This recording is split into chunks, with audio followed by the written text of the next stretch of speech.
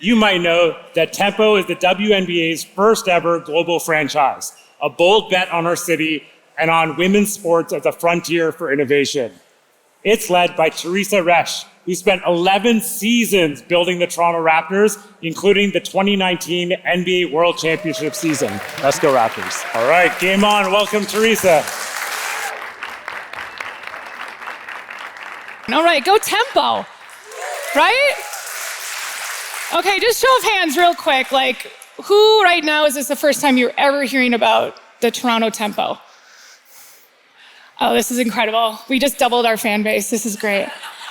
No, I'm so excited to have this audience. I started as a team president. Actually, I left the Raptors in March of last year, and we got awarded the team in May of 2024. So we're exactly 1 year from when we were born and 1 year from when we're going to tip off. But today, I want to talk about startups. So not the ones with seed rounds or pitch decks, but I want to talk about the Toronto Tempo, the city's new WNBA team. Not only the city, but this country. You might be thinking, like, what does a professional basketball team have to do or have in common with a tech startup? But it's a lot more than you might expect. So startups at their core, they're built on a vision, a belief that something new can exist, thrive, and maybe even disrupt an industry. And the Toronto Tempo is really no different. This team isn't just joining a league, it's carving out a cultural and economic space that didn't exist before, launching into an unproven market with high upside and high risk. Does that at all sound familiar? Maybe to some of you, sir? But let's start with founding teams. So in tech, your early team defines your trajectory, right? They set your culture, your values, and really your tone. And the Tempo is doing the same. So from front office, business leaders, our coach, even the players that will be on the floor, which we don't have yet. We will. But every decision shapes what this team will stand for, both on and off the court. We're literally building culture in real time, flying the plane as we're building it, just like you guys do with your first 10 hires as well.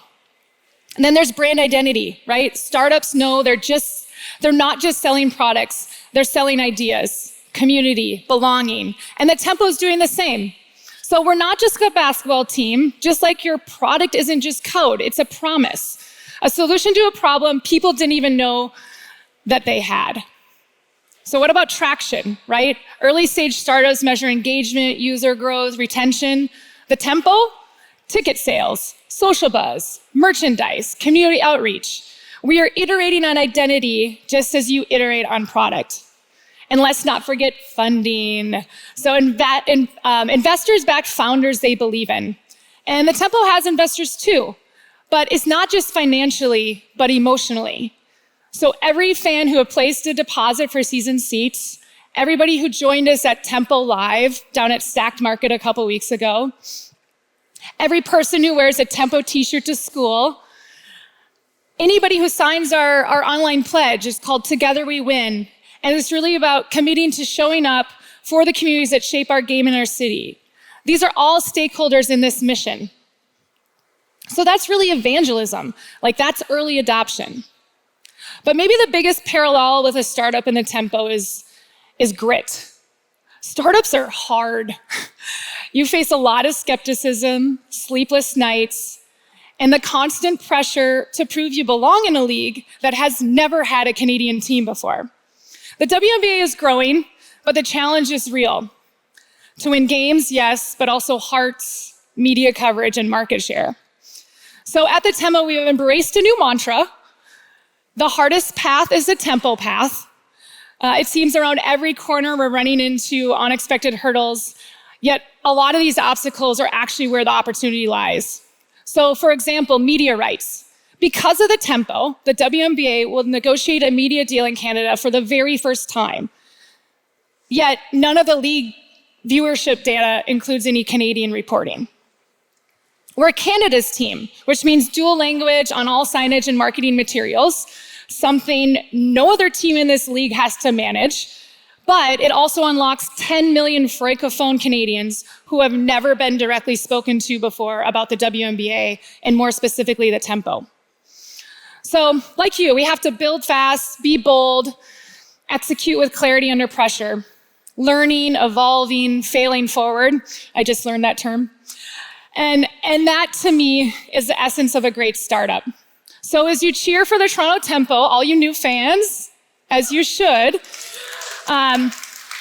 really watch with admiration of peers, right? Because what we're building on the court is what so many of you build every day off of it. A team, a culture, a dream that demands belief before proof. And it may be hard to believe, but women have been playing sports for as long as men. A couple people laughed, thank you. However, they have had only a fraction of the attention, investment, and fandom. It's all changing very, very rapidly. Anybody ever heard of Caitlin Clark? Yes, okay, that's what I'm talking about. I actually get in trouble for saying that, but just we're all friends here.